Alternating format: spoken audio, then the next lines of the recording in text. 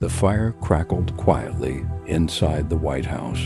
Outside, America was asleep, but inside those dimly lit rooms, men sat around wooden tables discussing maps, borders, money, and the future of entire nations. Ink stained their fingers as they moved papers across the table. Millions of acres of native land were marked in dark, lines across maps of the American South to the Cherokee, Creek, Choctaw, Chickasaw, and Seminole nations. Those lands carried generations of memory, but to powerful American politicians and land speculators, they represented something else: profit, opportunity, expansion.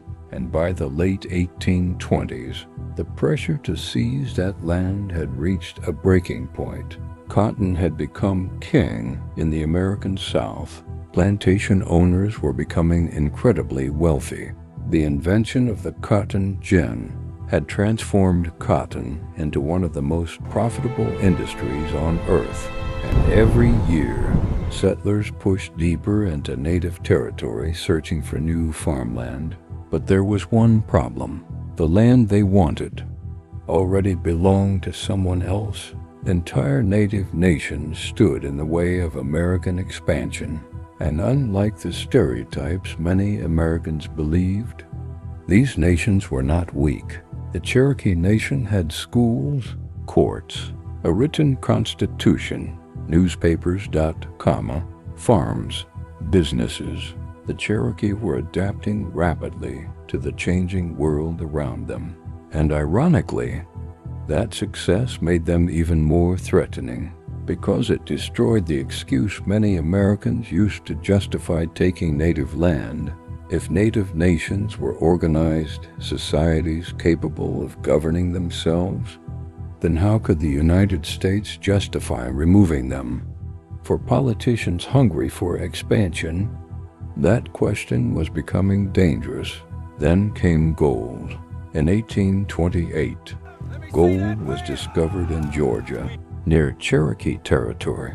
Almost overnight, thousands of prospectors flooded into the region. Men abandoned farms and businesses to search rivers and mountains for gold. Temporary camps appeared everywhere. Newspapers called it opportunity. Settlers called it destiny. But for the Cherokee Nation, it was the beginning of the end. White settlers illegally crossed into native land in massive numbers. Violence increased. Local authorities often ignored attacks against native communities. Georgia's government began passing laws designed to weaken Cherokee sovereignty piece by piece. The state claimed authority over Cherokee territory. Native Americans were stripped of legal protections. Cherokee laws were invalidated. Meetings were disrupted. Land surveys began. It was no longer just tension. It was a slow takeover happening in real time. And then America elected a president perfectly aligned with that vision, Andrew Jackson. To millions of Americans, Jackson was a hero, a military legend, a symbol of the common man. But to many Native Americans, he represented something terrifying. Jackson had spent years fighting Native tribes during military campaigns across the South. He believed American expansion was inevitable, and he believed Native nations standing east of the Mississippi River would eventually have to move, not negotiate, not coexist, move. As Jackson entered the White House, Native leaders across the South watched anxiously. Many feared what was coming. Others still believed treaties signed with the United States government would protect them. After all, treaties were legally binding agreements. The government itself had signed them again and again. Surely those promises still meant something. But in Washington, another conversation was already unfolding. Jackson and his allies began pushing for a new law, a law supporters described as peaceful and voluntary. But behind the political speeches, and carefully chosen words. Many understood its true purpose immediately: removal. In 1830, Congress debated what would become the Indian Removal Act. The debates were explosive. Supporters argued Native Americans should relocate west of the Mississippi River. They claimed removal would reduce conflict and allow Native nations to preserve their way of life away from white settlement. But opponents saw something darker. Religious groups condemned the bill publicly. Some lawmakers warned it violated American treaties and principles. Others feared it would permanently stain the nation's reputation. One senator described the policy as a betrayal of justice itself. Meanwhile, outside Congress, the pressure intensified. Georgia demanded immediate access to Cherokee land. Settlers wanted Native Americans gone. Newspapers fueled anger daily, and all across Native territory, fear spread. What would happen if the law passed? Would soldiers come? Would families be forced out? Would anyone stop it? Then the vote finally arrived. The result was shockingly close. The bill barely passed Congress, but barely was enough. President Andrew Jackson signed the Indian Removal Act into law, and with the stroke of a pen, the future of entire Native nations changed forever. Celebrations erupted among supporters of expansion. New land would soon become available. New fortunes would be made. But inside Native communities, silence fell. People whispered nervously around fires at night. Leaders gathered urgently to discuss what came next. Some believed negotiation was still possible.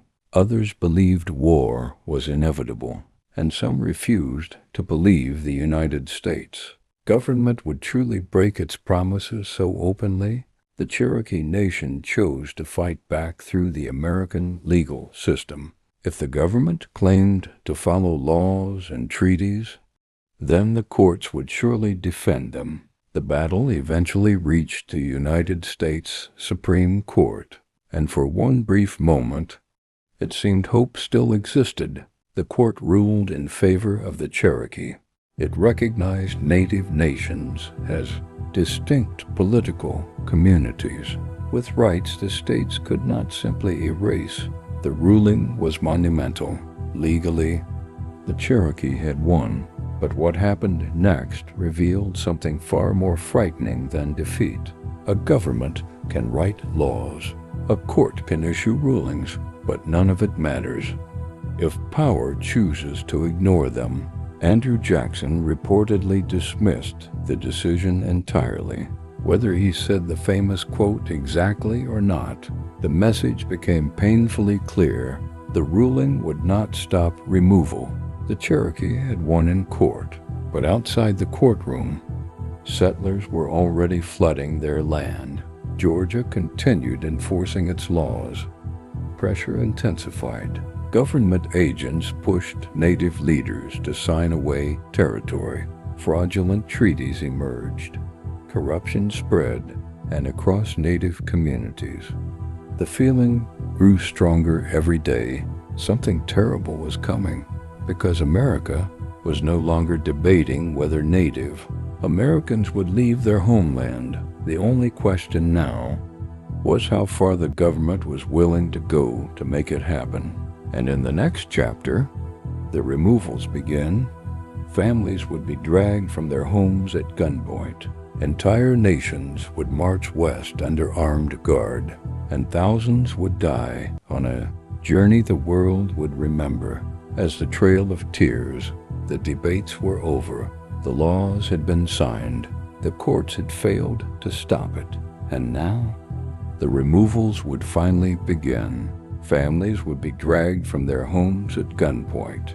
Entire nations would march west under armed guard. Children would freeze in the snow. Mothers would bury their loved ones beside the road. And thousands would die on a journey the world would remember as the Trail of Tears in the final chapter. we follow the march itself, the suffering, the starvation, the deaths, and the horrifying reality of what happened on the road west.